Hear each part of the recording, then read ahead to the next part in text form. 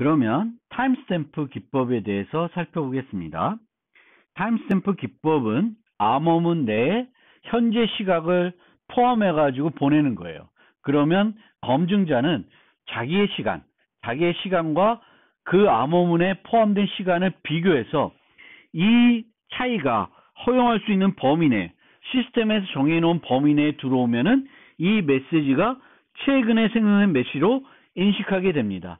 여기서 아까도 설명드렸듯이 타임스탬프에서는 제공자와 입증자가 같은 사람이고 검증자가 다른 사람입니다. 그리고 요 차이를 우리가 허용할 수 있는 그 차이를 허용 윈도우라 그러고, 이 허용 윈도우의 크기는 메시지 통신 지연과 시간 동기화 메커니즘에 의해서 시스템에서 결정을 해야 됩니다.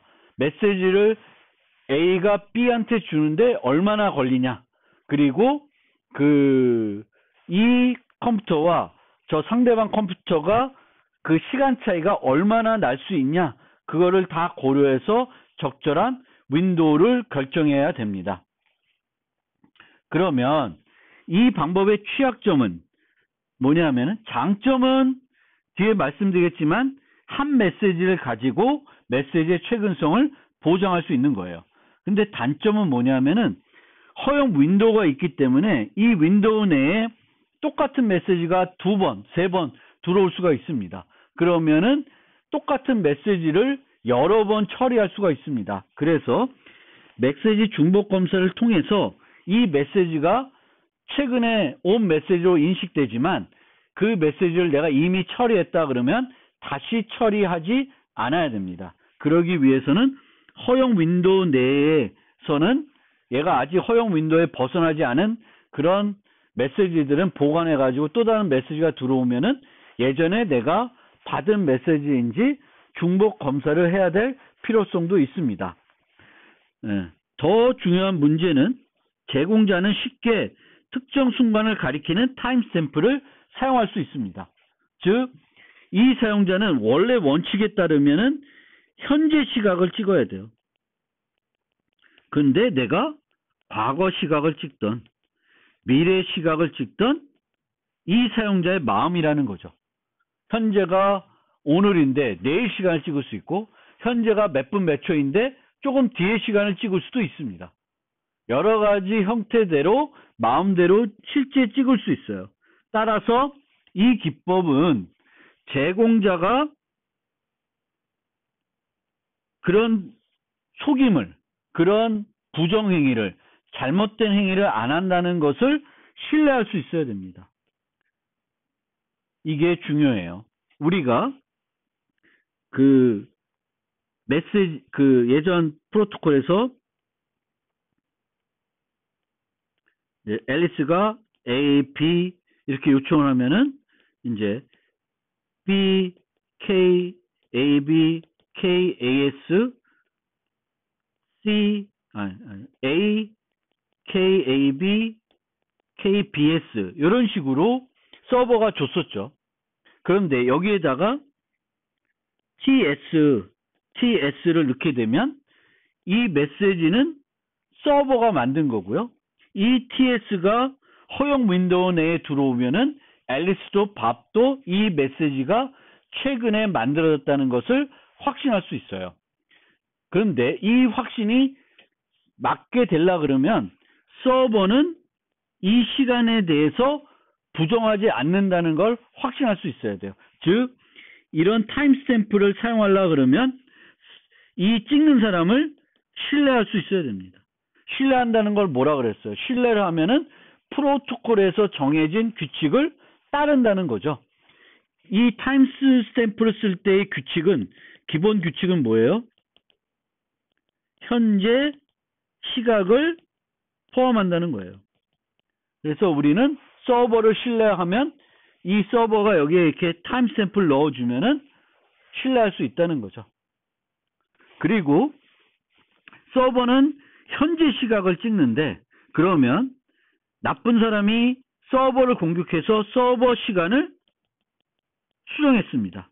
그러면 서버는 현재 시각이 지금 시각이라고 믿고 메시지에 포함했는데, 메시지에 포함된 시각은 엉뚱한 시간일 수 있습니다.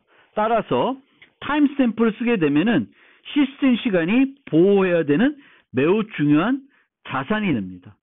그래서 요 두 가지는 매우 이 타임스탬프를 썼을 때 많이 신경 써야 되는 부분이 되겠습니다.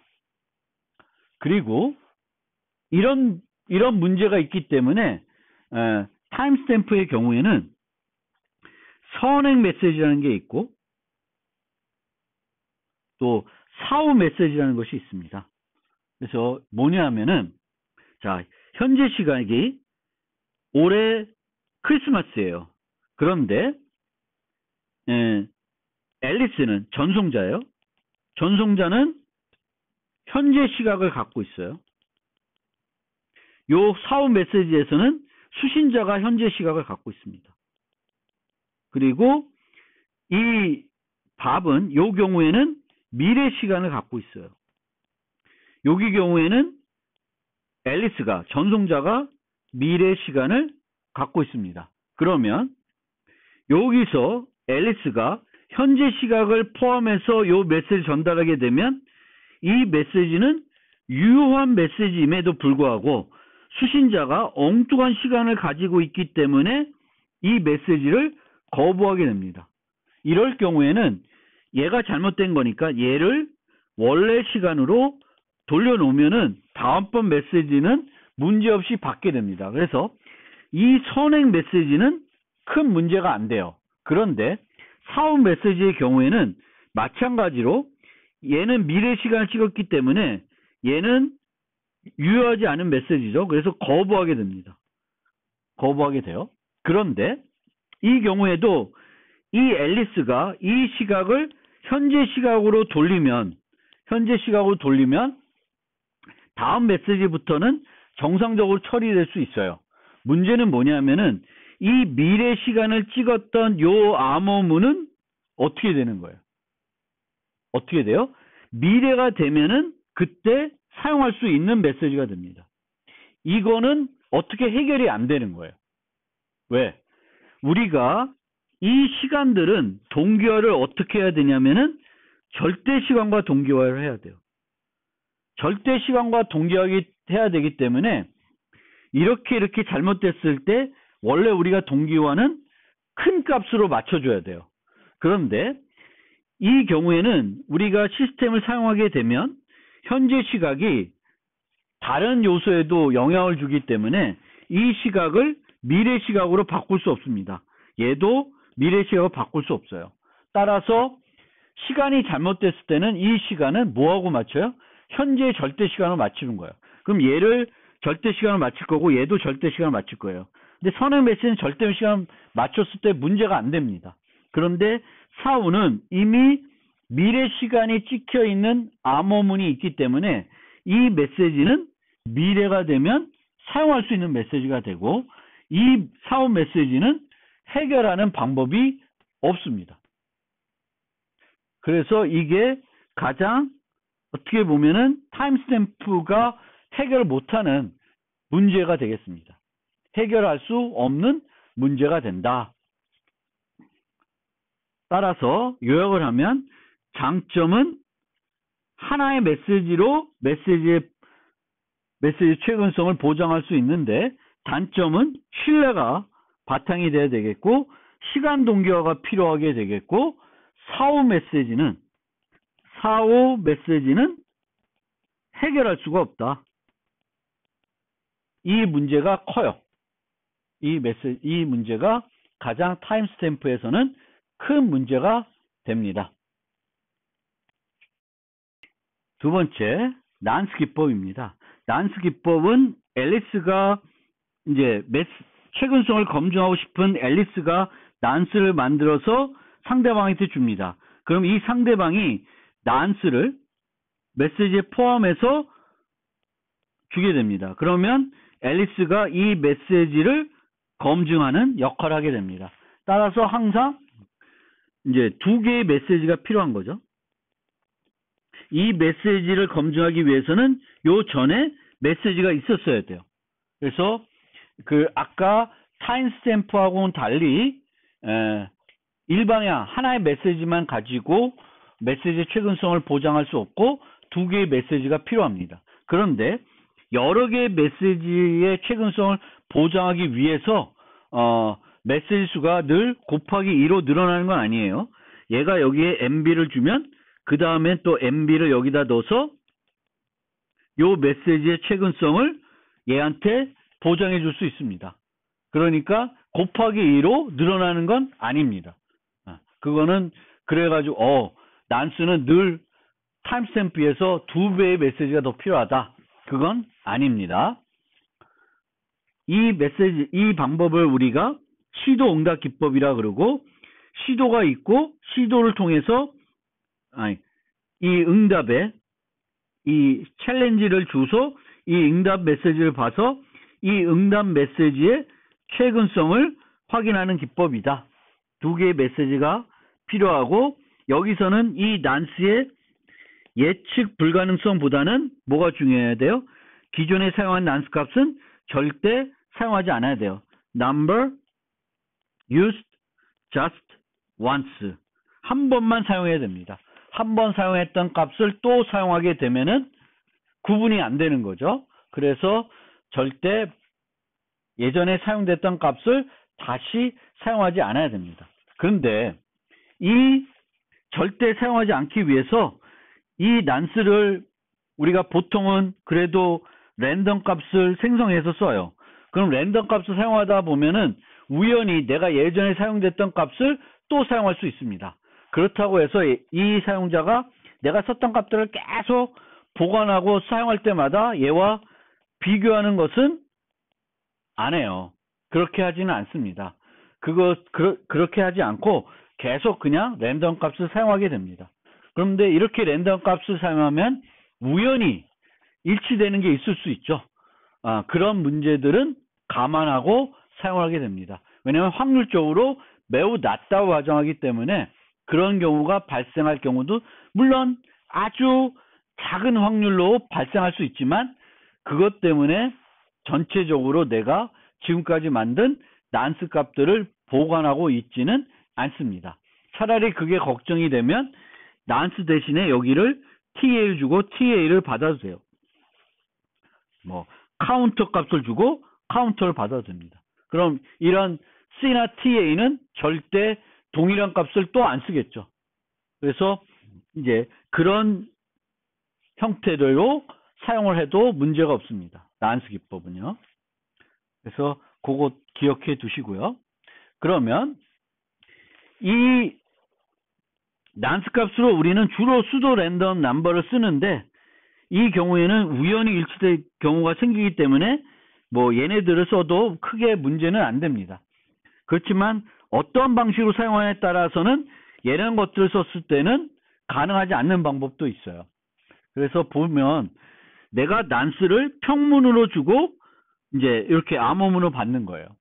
이게 일반적인 방법이 되겠습니다. 일반적인 방법. 그래서 난스를 평문으로 주고 암호해서 주는 거예요. 이때는 그 예측 불가능성은 의미가 없죠. 그런데 만약에 이런 식으로 썼다. 이런 식으로 쓰면은 이 메시지의 최근성을 보이는 것이 아니라 얘에 대한 반응을 보이는 거죠. 그래서 얘는 좀 최근성 기법이라고 보기도 어렵습니다. 그리고 더군다나 이 경우에는 얘가 예측이 안 되면은 반만 할 수 있는 것이 아니라, 원래는 KAB로 암호화되기 때문에 밥이 풀어가지고 NA를 줘야 되겠죠. 그런데 밥이 아닌 사용자들도 NA가 예측되면 요 메시지를 만들어줄 수가 있죠. 그래서 2번 방식에서는 예측 불가능성이 매우 중요한데, 두 번째 방법은 별로 그 메시지의 최근성을 보장하는 기법이 아니라 난스를 활용하는 또 다른 기법이라고 보면 되겠고, 이런 방법에서는 요 NA의 예측 불가능성이 매우 중요하다. 그래서 이럴 경우에는 카운터나 타임스탬프를 쓸 수 없다. 그리고 양쪽으로 메시지를 난스를 암호화해서 서로 주고받을 수 있는데, 이 경우에는 요 암호문과 요 암호문이 구분될 수 있어야 되겠죠. 왜냐 똑같은 거면은 얘가 아니더라도 누구든지 반사시킬 수 있으니까 요 형태와 요 형태가 달라야 되겠죠. 그래서 예전에 보면 MB 주고 MB 플러스 1 이런 형태로 주는 그런 것이 필요할 수 있습니다. 그리고 우리가 암호문의 최근성만 보장할 수 있는 것이 아니라 이렇게 맥값이나 다른 값의 최근성도 난스를 통해 제공할 수 있습니다. 그리고 이 장점은 아까 타임스탬프는 사후 메시지 문제도 있고 또 클럭 동기화 문제도 있습니다. 그리고 정직성, 신뢰 이런 것이 필요한데 난스는 그런 게 하나도 필요 없어요. 클럭 동기화도 필요 없고 입증자의 정직성도 필요 없고 사후 메시지 같은 것도 발생하지 않습니다. 그래서 그런 거 없이 할 수 있다라는 이점이 난스는 가지고 있습니다. 그래서 이렇게 비교를 한번 해보시면 되겠습니다. 타임스탬프 말고 또 난스 기법 말고 많이 사용하는 또 다른 기법이 바로 카운터를 사용하는 거예요. 근데 이 카운터를 사용하는 것은 타임스탬프하고 똑같습니다. 차이는 여기에 이제 들어가는 게 타임스탬프가 아니라 카운터 값이에요. 그리고 이 카운터 값을 쓰려고 그러면은 앨리스와 밥이 카운터를 공유하고 있어야 됩니다. 그리고 카운터를 공유하고 있을 때 앨리스는 어떻게 보내냐면은 자기 현재의 카운터 값을 플러스 1에서 요 값을 메시지에 넣게 됩니다.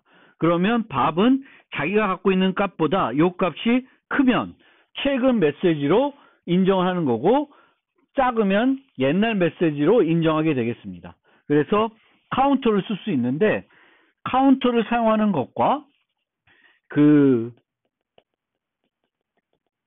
타임스탬프를 사용하는 것을 비교해 보면 둘 다 하나의 메시지로 메시지의 최근성을 보장할 수 있습니다. 타임스탬프에서도 제공자와 입증자가 같고 검증자가 다릅니다. 그래서 그런 면에서는 카운터와 타임스탬프와 다른데 장점은 얘네들은 클럭 동기화가 필요 없어요. 그렇지만 뭐가 필요해요? 카운터의 동기화가 필요합니다. 그런데 이 카운터의 동기화는 클럭 동기화가 아니기 때문에 항상 큰 값으로 동기화를 해주면 돼요. 얘가 3, 4, 5 쓰는데 다 못 받았어요. 얘는 현재 2예요. 근데 걔가 갑자기 다 쓰다가 10이라는 값이 와요. 그러면 2가 10보다 크죠? 그러면 이 메시지를 최근의 메시지로 인식하게 됩니다. 그리고 얘를 뭘로 바꿔요? 10으로 바꿉니다. 10으로 바꿔서 사용하게 됩니다. 그래서 항상 클럭 카운터의 동기화는 필요하지만 이 동기화는 크게 어려운 게 없어요. 어려운 게 없습니다. 그래서 그런 장점이 있고요. 단점은 뭐냐면은 클럭은 시간은 절대 시간과 동기화이기 때문에 A가 C, D, E, F 여러 명과 사용하더라도 얘는 하나의 클럭만 유지합니다. 내 클럭이 하나 있겠죠. 내 컴퓨터에. 그것만 똑같은 걸 써야 돼요. 그런데 타임스탬프를 쓰게 되면 B와 사용하는 것, C와 사용하는 것, D와 사용하는 것, E와 사용하는 것, F와 사용하는 것 다 달라야 됩니다. 모든 사용자 간에 동기화된 별도 카운터가 필요합니다. 그것이 그 타임스탬프와 비교해서 단점이 되겠습니다.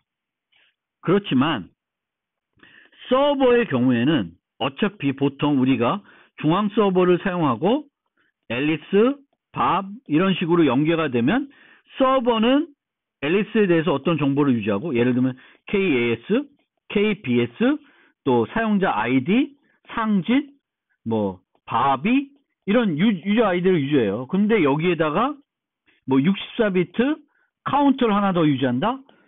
별로 문제가 안 되겠죠. 그리고 서버는 밥 이런 애들과 카운터를 이용해서 타임스탬프 대신에 카운터를 이용하는 건 별로 문제가 안 돼요. 그렇지만 AB 간에, AC 간에, AD 간에, 일반 사용자 간에는 카운터를 사용하는 것은 어렵습니다.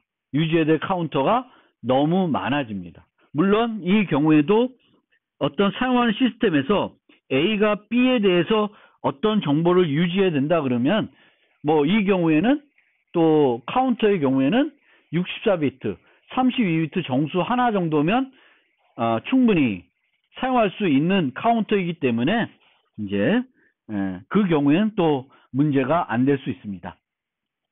물론 이 경우에도 카운터는 아까 클럭과 마찬가지로 중요한 보호 자산이 됩니다. 누군가가 이 사용자의 카운터를 옛날 걸로 되돌려 놓으면은 옛날 메시지들을 처리하게 되겠죠.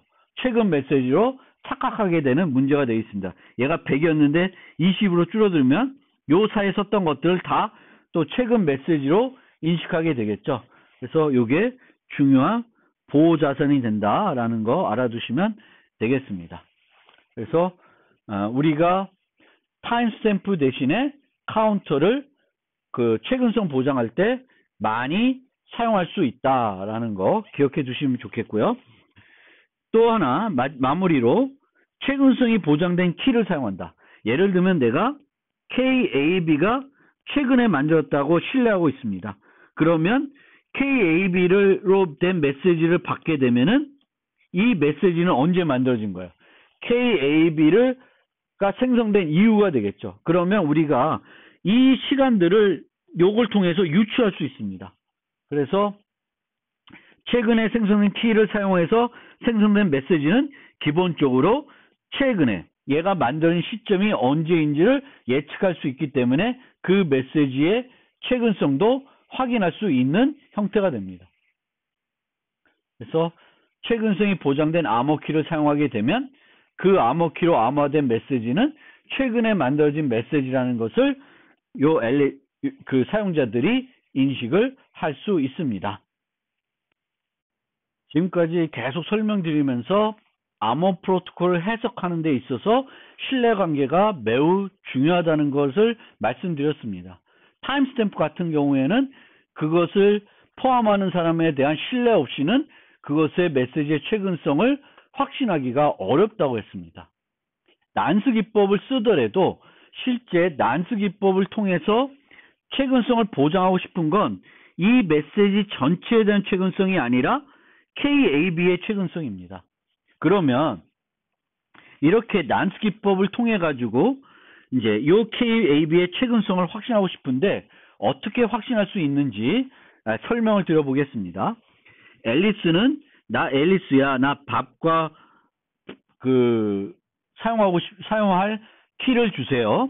그리고 내 난스 값은 NA입니다. 라고 해서 서버한테 줍니다. 그럼 서버는 이 메시지를 받아서 이렇게 암호문을 구성해서 앨리스한테 주게 됩니다. 그러면 앨리스는 NA를 포함해서 줬기 때문에 이 메시지를 받으면 KAS로 복화를 합니다. 복화를 해서 여분 정보를 확인하게 돼요. 확인이 되면 이 암호문은 KAS로 암호화되어 있다는 것을 확신할 수 있습니다. 그래서 이 암호문은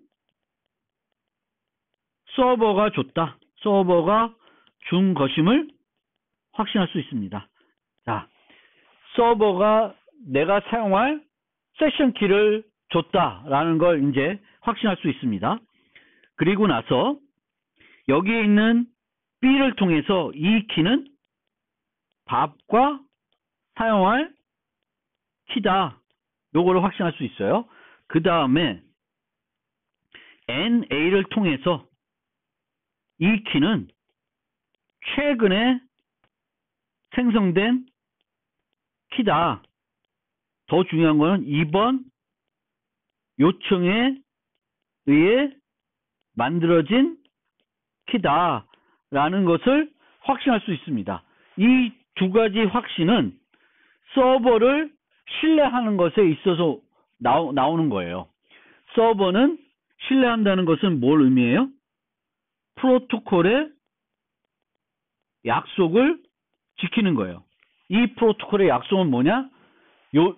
사용자한테 서버가 요청을 받으면은 최신 키를 만들어서 주는 거예요. 그리고 앨리스는 이걸 준 사람이 KAS를 통해서 서버가 줬다는 걸 확신할 수 있고, 이런 것들을 통해서 서버가 약속을 지켰기 때문에 KAB는 B랑 사용할 키이고, 그리고 최신에 만들어진 키라는 것을 확신할 수 있습니다. 이 믿음에는 신뢰라는 것이 매우 중요합니다. 신뢰 없이는 확신할 수 없어요.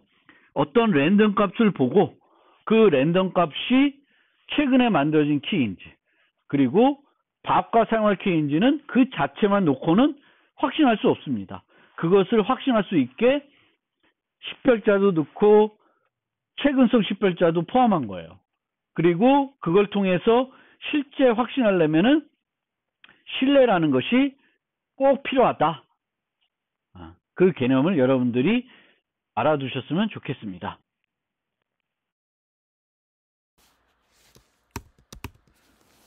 자, 신뢰가 이처럼 암호 프로토콜 해석에서 매우 중요합니다. 따라서 우리가 프로토콜을 설계할 때 참여자 간에 어떤 신뢰 관계를 가정하게 되는지 잘 살펴봐야 됩니다. 왜냐하면 프로토콜의 안전성이 이 관계에 많이 의존하게 됩니다. 그리고 이 신뢰한다는 것은 계속 말씀드렸지만 프로토콜의 규칙을 따른다는 거예요. 정해진 규칙에 어긋나지 않게 행동한다는 것입니다. 그리고 어떤 프로토콜을 만들면서 이 프로토콜은 이런 신뢰 관계를 가정하겠습니다 라고 써놨으면 그런 주장이 잘못되었다고 말할 수 없지만 적절하지 않다고는 말할 수 있습니다. 그러니까 신뢰와 관련된 주장들은 그거 틀렸어, 그렇게 하면 안 돼, 이렇게 얘기하면 안 되고 그거는 좀 적절하지 않은 것 같습니다, 이렇게 얘기하는 것이 맞다는 거예요. 그 신뢰관계를 사용할 수 있는 어떤 환경이 있을 수 있는 거예요. 근데 일반적으로는 그런 신뢰관계는 적절하지 않다라고 말하는 것이 정확한 표현이다라는 거고요. 보통 또 이런 신뢰관계를 형성할 때 이해관계가 있는 참여자들은 서로 신뢰한다고 가정하면 안 됩니다. 예를 들면 전자상거래에서 상점과 고객, 또 인터넷 뱅킹에서 은행과 고객은 서로 신뢰한다고 생각하면 안 돼요. 신뢰를 안 해야 되는 거죠. 따라서 프로토콜의 보안 요구를 충족시키기 위해 제3의 신뢰기관을 사용해야 되는 경우가 많습니다. 그러니까 상점과 고객이 서로 신뢰할 수 없기 때문에, 은행과 고객이 서로 신뢰할 수 없기 때문에 또 다른 기관을 이용해 가지고 신뢰관계를 확대해 가지고 프로토콜이 정상적으로 진행될 수 있게끔 이제 중재자 기반 프로토콜들을 많이 만들게 되는 거죠. 왜냐하면은 이해 당사자만 참여하는 그 자체 강화 방식의 프로토콜로는 프로토콜을 안전하게 만들기가 어렵기 때문에 그렇습니다. 그러면 최근에 우리가 사용하는 서비스들을 한번 생각해 봅시다. 그 중에서도 우리가 많이 사용한 게 클라우드 서비스죠. 구글도 쓰고 드롭박스도 쓰고 아마존도 쓰고 네이버 클라우드 쓰고 뭐 여러 가지 이동통신, 또 마이크로소프트 애저 뭐 여러 가지 클라우드들을 활용하게 되겠죠. 그럼 이런 클라우드를 우리가 신뢰할 수 있냐? 우리는 이런 이름을 토대로 큰 회사는 신뢰하고 작은 기업은 신뢰하지 않고, 그거는 좀 잘못된 신뢰관계인데, 어쨌든 일반적으로 우리는 큰 기업들은 장난치지 않겠지, 나쁜 짓 안 하겠지, 이렇게 많이 합니다. 그런데 일반적으로 클라우드 서비스를 우리가 신뢰할 수 있을까? 그건 한번 생각을 해봐야 돼요. 내가 이런 클라우드에 내 데이터를 올렸는데 그 회사들이 내 데이터를 함부로 보고 노출시키지는 않을까?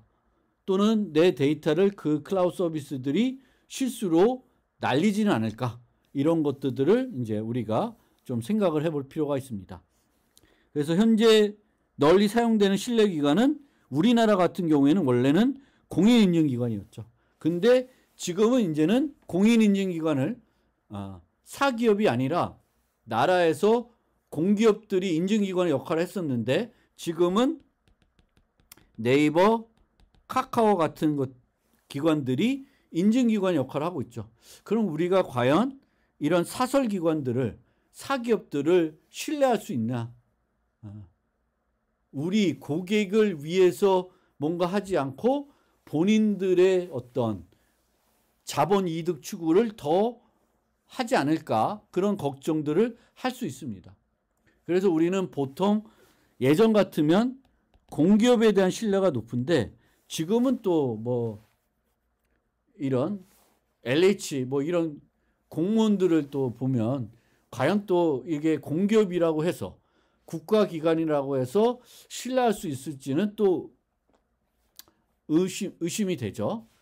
어쨌든 간에 그런 신뢰관계를 바탕으로 이제 우리가 암호 프로토콜들을 만들 수밖에 없는 것이 현실이다.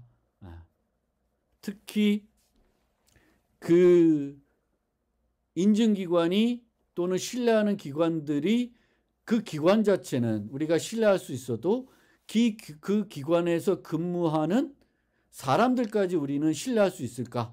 그것이 가장 큰 걸림돌이 되는 것 같습니다. 우리가 암호 프로토콜을 만들 때 개체를 인증해야 되는 경우가 많습니다. 이 개체 인증은 크게 약한 개체 인증과 강한 개체 인증으로 구분할 수 있습니다. 약한 개체 인증은 뭐냐면은 상대방이 현재 온라인에 있다는 것은 확인할 수 있는 경우입니다. 강한 계층은 온라인 상태이며 본인을 통신의 상대방으로 인식하고 있다는 것을 확인할 수 있는 경우가 되겠습니다. 그래서 우리가 어떤 인증 프로토콜을 만들 때 약한 개체의 인증이 아니라 강한 개체의 인증이 되도록 만들어야 됩니다. 예를 들어서 앨리스가 난스 값을 만들어서 밥한테 줬습니다. 그럼 밥은 이 메시지를 전자 서명해서 줬어요.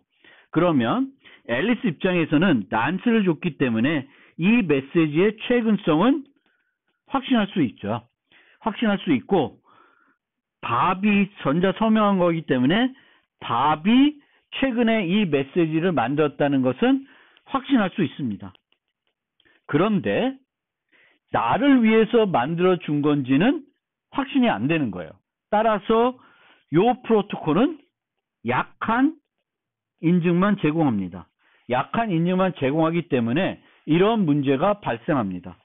예를 들어서 이것이 명확한 공격이라 보기 어렵지만 어떤 거냐면 앨리스가 나 A야, 내 난스 값은 요겁니다 라고 해서 밥한테 전달합니다.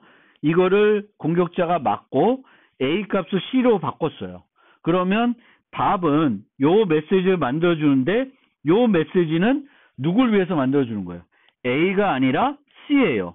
그런데 얘는 이 메시지를 이렇게 주게 되면 A 입장에서는 이 받은 메시지를 자기를 위해서 만들어줬다고 착각하게 됩니다. 뭐 큰 문제는 없지만 이 상태에서 봤을 때는 원래 B는 C를 위해서 만든 메시지인데 A가 사용하게 된 거죠. 그러니까 뭔가 문제가 있다는 것 같습니다. 그래서 이 경우에는 이런 문제를 해결해야 되는데 강한 개체 인증을 제공하게 되면 이 문제를 해결할 수 있습니다. 그런데 강한 개체 인증이라는 개념을 살펴보기 전에 또 다른 방법으로 이 프로토콜의 문제점을 살펴볼 수 있습니다. 어떻게 살펴보냐면은 이자간 프로토콜의 경우에는 참여자가 게시자, 즉 프로토콜을 시작하는 사용자가 있을 수 있고 반응하는 사용자가 있을 수 있습니다. A 이렇게 주면 A가 시작하는 사용자이고 B가 반응자가 됩니다. 그러면 프로토콜을 어떻게 만들어 보냐면 A가 시작자로 해서 B랑 하는 거, 그리고 A가 시작해서 C랑 하는 것을 만들어 봐요. 그리고 두 프로토콜이 구분이 되는지를 봅니다. 그 다음에 반응자 입장에서 A랑 하는 것과 C랑 하는 걸 만들어 봐요. 그리고 구분이 되는지 보는 거예요. 그러면 A가 게시자로 해가지고 B랑 할 때와 C랑 할 때를 보면 A가 이렇게 메시지를 보내면 요 메시지는 C의 서명이 올 거고 요 메시지는 B의 서명이 옵니다. 따라서 A 입장에서는 자기가 프로토콜을 B랑 하면은 이 메시지가 B인지 이 메시지가 C인지 구분이 돼요. 그래서 이 게시자 입장에서는 문제가 안 됩니다. 근데 반응자 입장에서 봅시다. B가 A랑 할 때와 B가 C랑 할 때를 봅시다. 그러면 A는 이렇게 전달했었고 C가 전달하게 되면 B는 A일 경우에도 난스만 딸랑 암호 전자서명에서 보내고 C랑 할 때도 C의 난스만 딸랑 전자서명에서 전달하게 됩니다. 이 두 가지는 구분이 안 돼요. B 입장에서는 A랑 할 때랑 C랑 할 때랑 자기가 하는 일에 차이가 없습니다. 하는 일에 차이가 없으면은 문제가 발생할 수 있습니다. 따라서 여기에다가 그 두 개의 차이를 넣으려고 그러면 가장 쉬운 방법은 명명기법을 사용하는 거예요. 그래서 명명기법을 사용해서 여기다가 A를 넣고 여기다 C를 넣으면은 이 메시지와 이 메시지는 달라지죠. B가 A랑 하면은 A의 이름을 넣고 C랑 하면 C의 이름을 넣고 D랑 하면 D의 이름을 넣게 됩니다. 그러면 문제를 해결할 수 있어요. 그러면 이 앞에서는 여기에 뭐가 들어가요? C가 들어가니까 C가 들어간 걸 여기다가 주게 되면 A 입장에서는 나 A인데 A 이름이 와야 되는데 C가 왔으면은 지금 어떤 공격이 있다는 것을 인식할 수가 되겠습니다. 그리고 A가 오게 되면은 나를 상대방으로 B가 인식하고 있다라는 것을 확신할 수 있습니다. 따라서 여기에 이처럼 A가 들어가게 되면은 A 입장에서는 이 메시지의 최근성을 확인할 수 있고 B가 했다는 걸 확인할 수 있고 나를 위해서 했다는 걸 확인할 수 있기 때문에 강한 개체의 인증이 제공이 되는 거예요. B는 온라인 이온 상태이어지만 서명값을 만들어 주겠죠. 그리고 A를 넣기 때문에 나를 위해서 만들었다는 것을 확신할 수 있습니다. 따라서 이렇게 되면은 강한 개체 인증이 되겠습니다. 그리고 요 프로토콜은 앨리스는 밥이 있다는 걸 인증하지만 밥은 앨리스가 있다는 것을 인증하지 못하게 됩니다. 그래서 일방향 인증이 되겠죠. 그런데 양쪽이 다 서로 인증이 되면은 상호 인증한다고 얘기합니다. 그래서 요 프로토콜은 일방향 인증, unilateral authentication만 제공합니다. A는 B가 있다는 거, B가 나를 위해서 메시지를 만들었다는 것을 확인할 수 있습니다. 이 메시지의 주인은 B이고 나를 위해서 만들었다는 것을 앨리스는 확인할 수 있는데 B는 그게 안 되는 거죠. 그래서 상호 인증 프로토콜이 아니라 일방향 인증 프로토콜이 되겠습니다. 그러면 우리가 일반적으로 사용하고 있는 ATM 기계는 어떻게 될까요? 일방향 인증일까요? 상호 인증일까요? 당연히 우리는 ATM 기계를 쓰면서 내 통장을 넣거나 카드를 넣고 핀 번호를 입력합니다. 즉 은행은 우리를 인증해요. 근데 우리는 이 ATM 기계를 인증하나요? 이 ATM 기계가 신한은행 건지 국민은행 건지 인증할 수 있나요? 인증을 못합니다.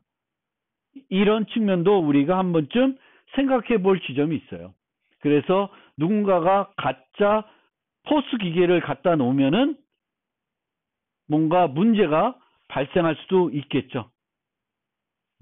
그런 점도 우리가 생각해 볼 지점이 되겠습니다. 이 챕터의 마지막 얘기입니다. 공개키 사용 프로토콜의 설계 원리에 대해서 말씀드리겠습니다. 아까 잠깐 언제죠? 명명기법을 살펴볼 때 요 형태를 그러니까 요 형태죠. 요 형태를 살펴봤었습니다. 그러니까 공개키를 이용해서 메시지를 서명하고 그 다음에 그 메시지의 비밀성을 보장하기 위해서 또다시 암호하는 이중 암호하는 거예요. 개인키로 암호하고 공개키로 암호하는 이런 방법들이 있을 수 있는데 이럴 경우에 어떤 거를 먼저 하냐에 따라서 의미가 달라질 수 있다라는 거예요. 그리고 보통은 암호화하기 전에 서명을 하는 것이 일반적인 방법이 되겠습니다. 왜 그렇게 되냐면은 이 메시지는 전자 서명하기 때문에 앨리스는 이 메시지를 알고 있다고 B는 확신할 수 있어요.